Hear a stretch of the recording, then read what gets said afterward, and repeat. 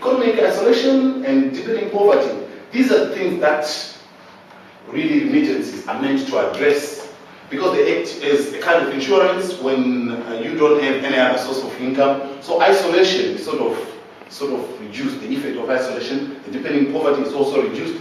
Vulnerability to things like drought.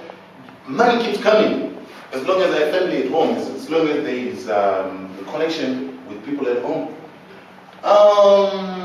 What are the potentials of remittances to particularly Zimbabwe?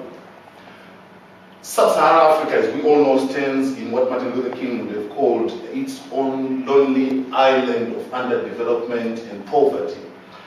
But we find that they are also the least beneficiaries of remittances. So how does Zimbabwe sort of come out as different? Its proximity to economies that are better than it, like South Africa and Botswana, makes it easy for Zimbabweans to cross over and sort of benefit from remittances. Also, historic links with the United Kingdom, and lately, thanks to President Mugabe for socio-political difficulties in Zimbabwe, they encourage immigration. People don't want to stay in a good country with a bad leader.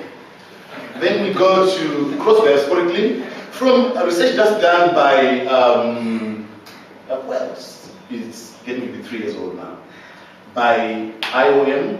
They found that Zimbabweans, almost all the Zimbabweans in their sample, tended to be maintaining cross-diasporic links with the people at home. That in its own predicts high propensity to send remittances. Just summarizing what we said in the programmatic form, you see the middle.